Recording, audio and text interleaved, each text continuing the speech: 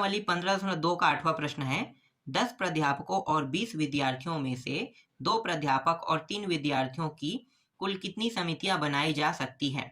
निम्नलिखित समिति कितनी विधियों से बनेगी? पहला है, एक विशिष्ट प्राध्यापक को रखा जाता है, मतलब एक विशिष्ट प्राध्यापक को रखना है कह रहा है पहला में ना। दूसरा में क्या कह रहा है, एक विशिष्ट विद्यार्थियों को रखना है। और तीसरा क्या कह रहा है, एक विशिष्ट विद्यार्थियों को छोड़ा जाता है, मतलब एक विशिष्ट विद्यार्थियों को छोड़ देना कह रहा है। चलो इस प्रश्न को हल करते हैं। तो प्रश्न में प्राध्यापकों की संख्या 10 दिया हुआ है और विद्यार्थियों की संख्या 20 दिया हुआ है। इस 10 प्राध्यापकों में से समिति में, हर एक समिति में जितना भी समिति बनेगा उसमें 2 प्राध्यापक होगा ही होगा, और विद्यार्थियों में से 3 विद्यार्थी हर एक समिति में होगा, मतलब 2 प्राध्यापक का होना जरूरी है और 3 विद्यार्थियों का होना जरूरी है। ठीक है, चलो हल करें। तो प्रश्न में प्राध्यापकों की संख्या दिया हुआ है, तो लिखो प्राध्यापकों की संख्या 10, विद्यार्थियों की संख्या 20 दिया हुआ है।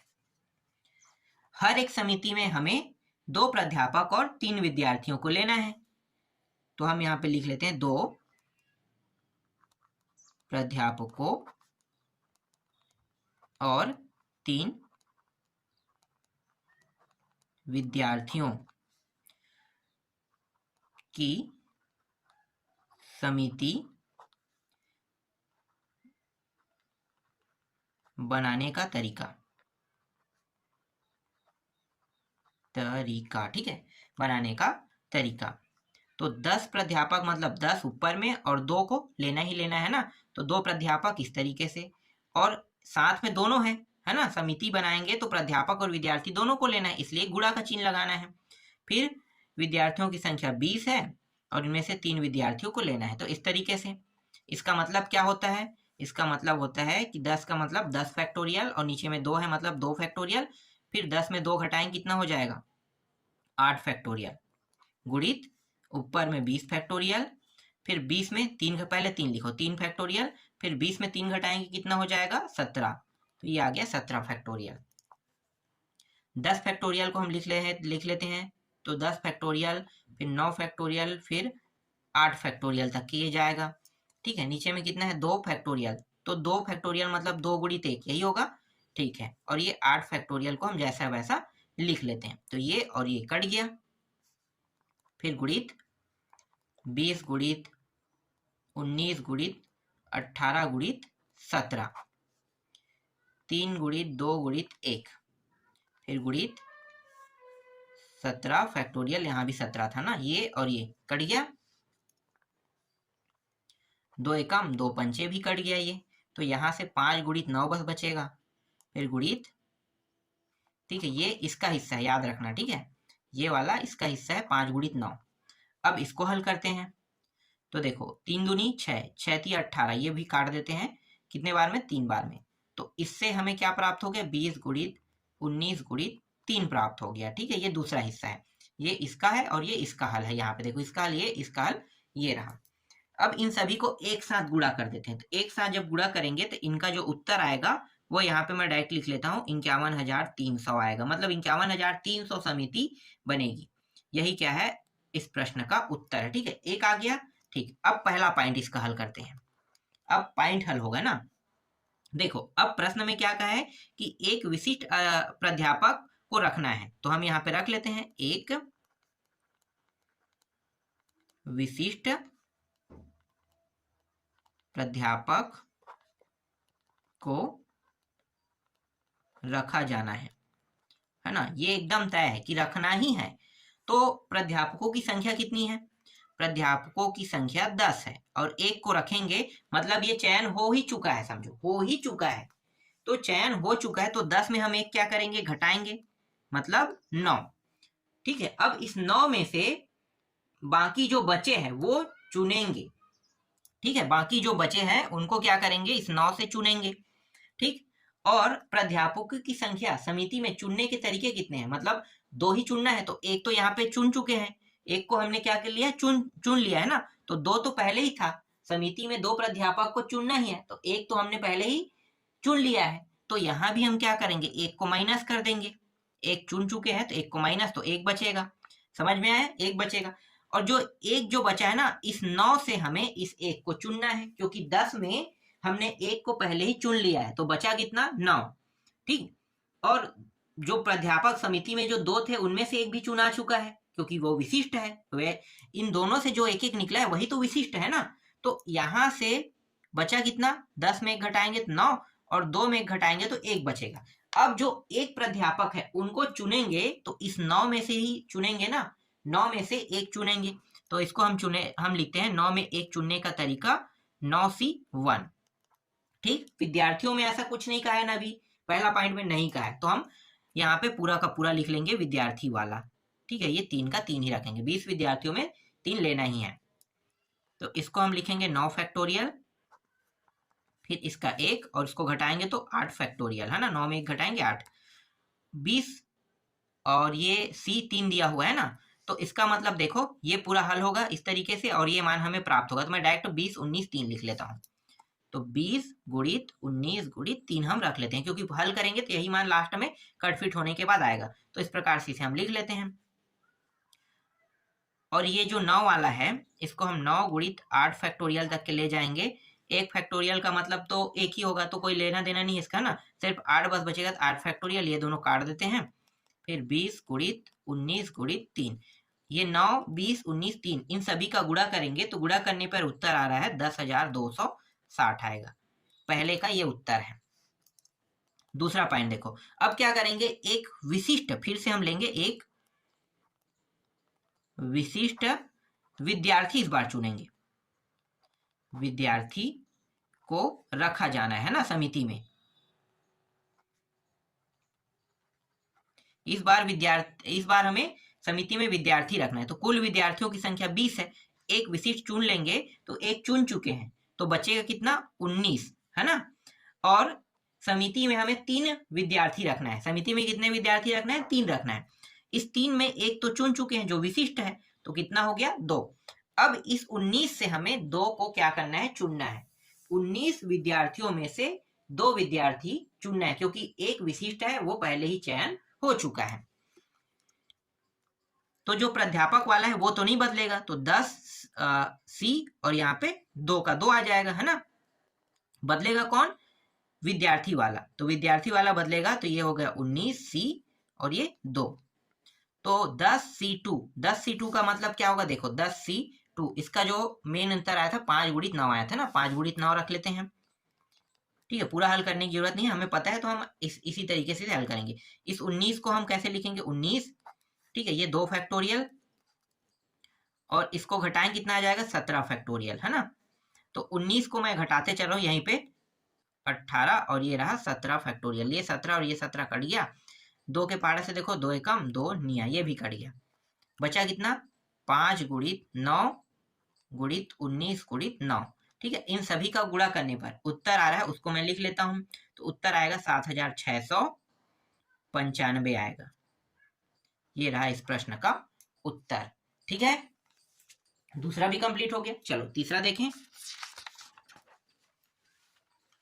तीसरा जो पॉइंट है उनको देख लेते हैं। अब तीसरा पॉइंट में क्या करने के लिए कह रहे हैं कि इस बार ना हमें विशिष्ट विद्यार्थियों को छोड़ देना है, जो एक विशिष्ट विद्यार्थी, एक विशिष्ट विद्यार्थियों को छोड़ देना है, ठीक है, विशिष्ट विद्यार्थियों को छोड़ देना है, तो विद्यार्थियों की संख्या कितनी है, 20, 20 में एक को घटाएं कितना हो जाएगा, 19। अब मुझे ये बताओ कि विशिष्ट विद्यार्थियों को छोड़ेंगे तो समिति के भी विद्यार्थी को छोड़ेंगे क्या, नहीं, ऐसा नहीं कर सकते, क्यों, क्योंकि अगर हम छोड़ देते हैं तो समिति में 2 विद्यार्थी हो जाएगा, लेकिन समिति में कितना विद्यार्थी होना चाहिए, 3 होना चाहिए, इसीलिए सिर्फ विद्यार्थी को छोड़ना है, ना कि समिति के विद्यार्थी को छोड़ना है, समझ में आ गया, सिर्फ हमें विद्यार्थी को छोड़ना है, तो हमने यहाँ पे विद्यार्थी को छोड़ दिया। अगर हम विद्यार्थी के अलावा हम समिति के भी विद्यार्थी को छोड़ देते हैं, जो 3 हमें लेना है, तो कितना हो जाएगा, 2 हो जाएगा, है ना, 2 हो जाएगा। तो 2 हो जाएगा, तो ये तो पूरा गलत हो जाएगा। इसलिए हमें समिति के विद्यार्थियों को 3 के 3 रखना है, बस हमें कुल विद्यार्थियों को ही क्या करना है, कम करना है। ठीक, बाकी सब सेम रहेगा। तो 10C2 गुणित 19C3, ठीक है। तो ये 10 का हो गया, 5 गुणित 9 आ जाएगा। 19 वाला का 19 गुणित, और यहाँ पे 3 फैक्टोरियल पहले लिखो, इसको घटाएं कितना आ जाएगा, 16, इसको घटाने पर 17, है ना। तो ये हो जाएगा 16, ठीक है, 16 आ जाएगा। और ये हो गया 18, और ये 17, और ये 16 फैक्टोरियल, ये और ये कट गया।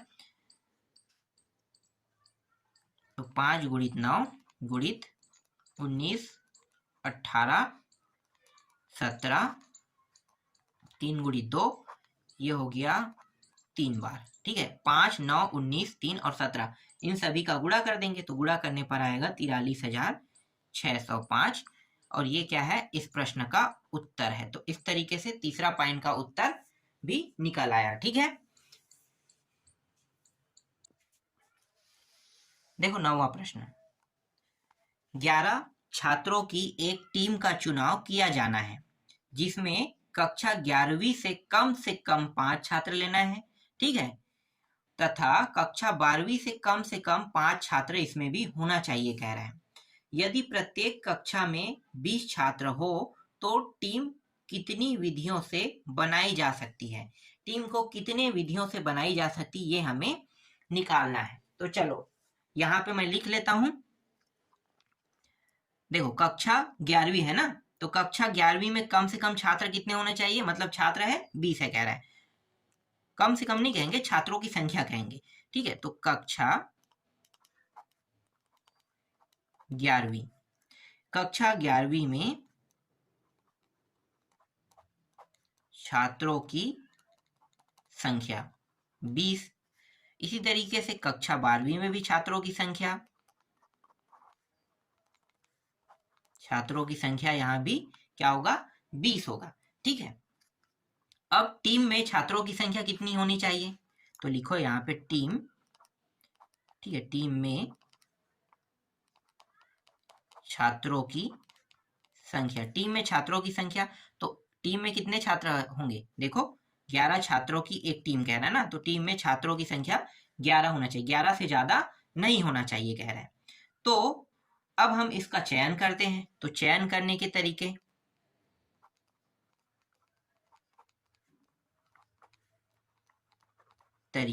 ठीक है। देखो चयन करने के कितने तरीके हैं अभी पता चल जाएगा।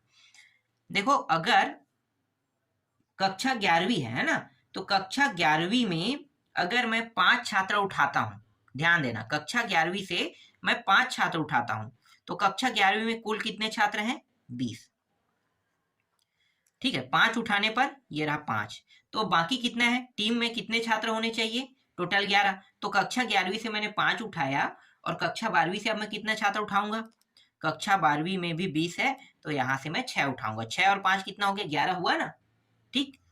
अब दूसरा क्या है, यहाँ पे मैं इसे प्लस कर दूंगा, दूसरा क्या है, ठीक है, दूसरा एक और है यहाँ पे, मतलब एक तरीके से हमने यहाँ पे चयन कर लिया, ठीक है।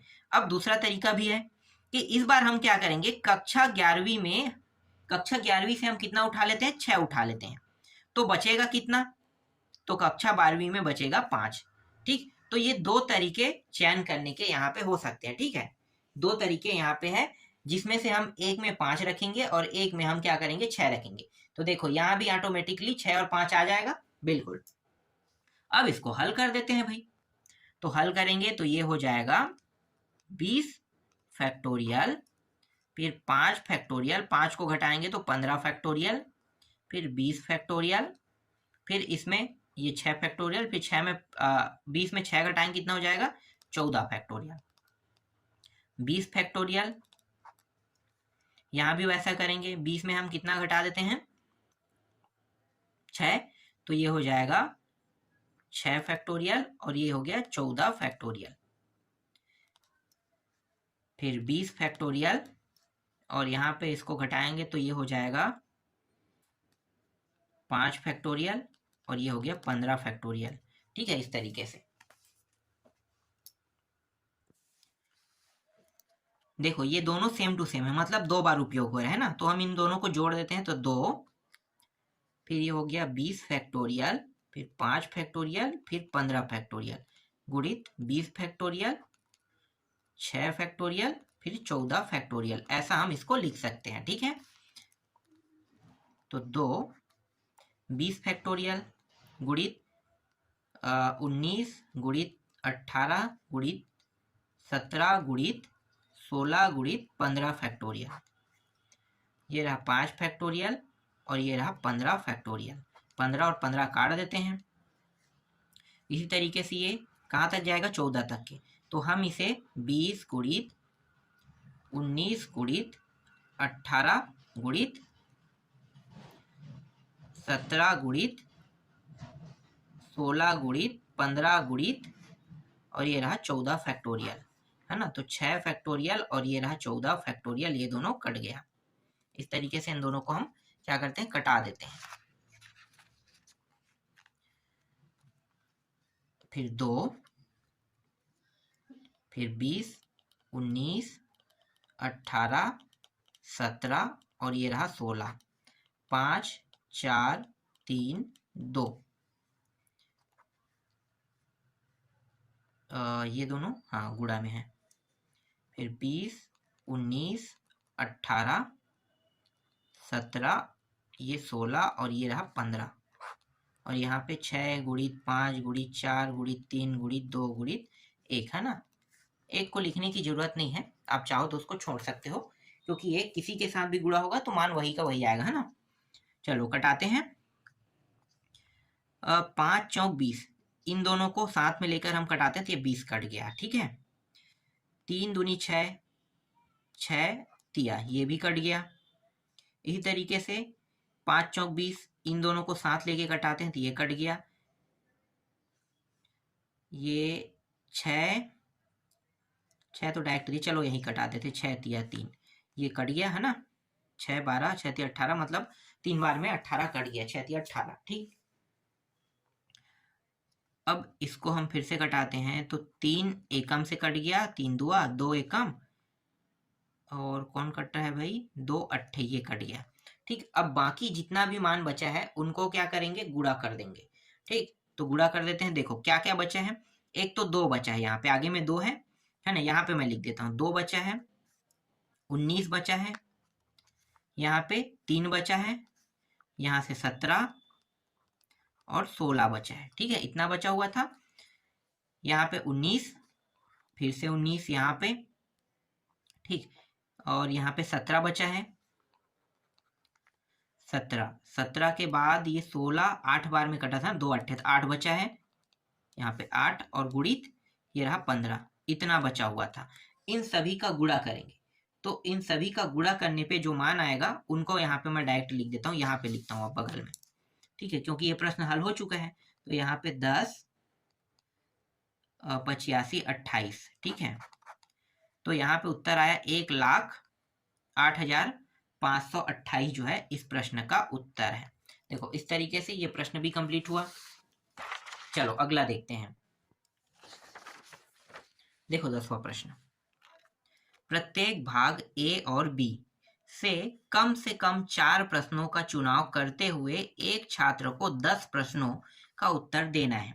यदि भाग ए में 6 प्रश्न और भाग बी में 7 प्रश्न हो तो छात्र कितनी विधियों से 10 प्रश्नों को चुन सकता है, कह रहा है। तो चलो इसको हल करते हैं। तो देखो चयन करने के तरीके हमें देखना है, ठीक है। हमारे पास भाग ए और भाग बी है ना। तो चयन करने के तरीके, चयन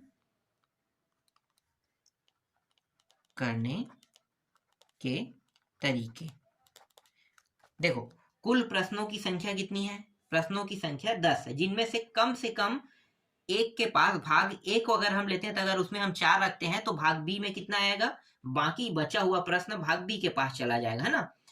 समझ में आ रहा है।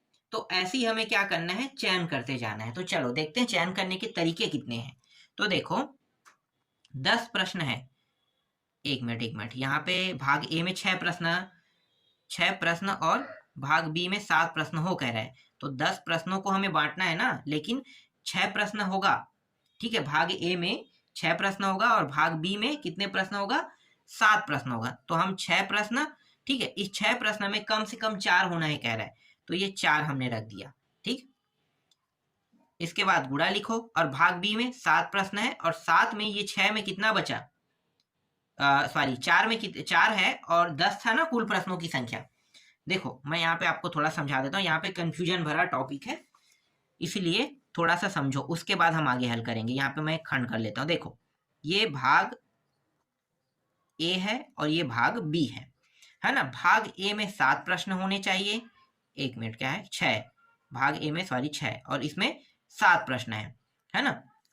तो ये 6 और 7 इस तरीके से ऊपर में ये जाएगा, ठीक है। और कुल प्रश्नों की संख्या, कुल प्रश्न है 10। अब इस 10 प्रश्नों को भाग ए और भाग बी में बांटना है। तो भाग ए कितना है, 6 है और भाग बी कितना है, 7 है। तो भाग ए जो है 6 है, मतलब ये 6 टिप में चला जाएगा, ठीक है। और 4 जो है हमने यहाँ पे कम से कम 4 प्रश्न लेने कह रहे हैं, हर में देखो कम से कम 4 प्रश्न का चुनाव करना है, 4 से कम नहीं होना चाहिए कह रहा है। तो हमने क्या किया, यहाँ पे पहले में ही हमने भाग ए में 4 को ले लिया। तो 4 को जब हमने लिया तो ये 4 और ये 6 दो हिस्सों में टूट जाएगा, तो 4 यहाँ पे आ जाएगा और 6 यहाँ पे आ जाएगा, ठीक। फिर यहाँ पे प्लस करना है आपको, फिर हमें 6C, ठीक है। अब इस बार क्या रहे हैं, 4 से हम बढ़ा के 5 ले रहे हैं, क्योंकि 4 से कम नहीं होना चाहिए, 4 से ज्यादा हो सकता है पर 4 से कम नहीं हो सकता कह रहे हैं। तो हम 5 कर देते हैं, 5 हो गया, फिर गुणित, और ये 7 है ना, तो ये 7, और इसमें भी क्या होगा, ये जो 5 है, अब ये 10 जो है 5-5 हिस्सों में, 2 हिस्सों में बढ़ गया इस तरीके से, ठीक है। फिर प्लस, फिर 6C, ठीक है। इस बार क्या करेंगे, 6 ले लेते हैं, ठीक है। इस बार हम क्या करेंगे, 6 ले लेंगे, है ना। तो हमारे पास क्या हो गया, 6 हो गया। 6 होने के बाद 7 दूसरा भाग है, 7C, तो 6 यहाँ पे लिए तो ये कितना हो गया, 4। अब 4 से कम तो और नहीं हो सकता, है ना। तो इतने में हम क्या करेंगे, रोक देंगे इस तरीके से। तो ये हो गया 6 फैक्टोरियल, 4 फैक्टोरियल, इसको घटाएंगे तो 2 फैक्टोरियल, फिर 7 फैक्टोरियल, इसका 1 मिनट ये गुणा में है ना, और ये 6 फैक्टोरियल, इसको घटाएंगे तो 1 फैक्टोरियल आएगा। फिर अब प्लस लिखना है, 6 फैक्टोरियल, 5 फैक्टोरियल, इसको 1 घटाएंगे तो 1 फैक्टोरियल, 7 फैक्टोरियल, घटाएंगे तो पहले तो 5 फैक्टोरियल लिखो, फिर 2 फैक्टोरियल, फिर प्लस, यहाँ पे लिख लेते हैं प्लस 6 फैक्टोरियल, 6 फैक्टोरियल, ठीक है।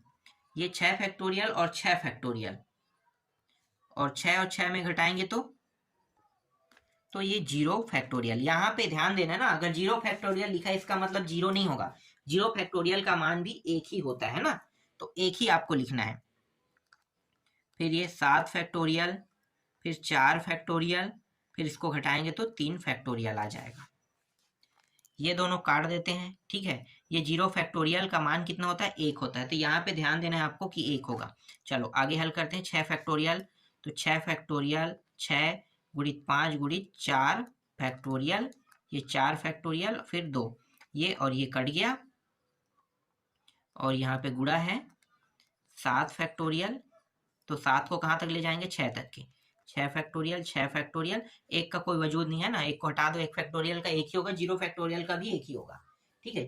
0 फैक्टोरियल को भी हम 1 लिखेंगे और 1 फैक्टोरियल को भी हम 1 लिखेंगे, क्योंकि फैक्टोरियल लगा है ना, वो कोई भी कंडीशन में 0 नहीं हो सकता, याद रखना। फिर प्लस, इसको डायरेक्ट कर लेते हैं, देखो 5 कट जाएगा, यहाँ पे 6 बस बचेगा, 6 बस लिखो, गुणित यहाँ पे कितना बचेगा, ये 7 और 6 तक जाएगा, 5 तो कट जाएगा, 5 5 कट गया, तो ये 7 गुणित 6, और नीचे में ये 2 बस बचेगा, और यहाँ से 1 आ गया, ठीक है, ये पूरे मान से 1 आ गया, फिर गुणित 7 जो है 4 तक जाएगा, तो 7 गुणित 5 गुणित 6, 6 7 6 5 है ना, उसके बाद 4 तो कट गया, 3 गुणित 2, 3 गुणित 2, इस तरीके से लिखो। अब इसको भी कटा देते हैं, देखो ये 6 कट गया, 2 एकम 2 तिया, ये भी कट गया, और क्या कट रहा है, हाँ 2 एकम 2 तिया, ये भी कट गया। तो 3 बचा यहाँ से 5, फिर गुणित यहाँ से 7, फिर प्लस 6, फिर गुणित 7, फिर गुणित 3, फिर प्लस, फिर यहाँ से 7 और 7 गुणित 5 बस बचेगा, है ना। तो यहाँ पे देखो 7 7 7 सभी में है, उभयनिष्ठ निकाल दो। 7 उभयनिष्ठ निकल गया। 5 तिया 15 प्लस 6 12, 6 तिया 18, फिर प्लस 5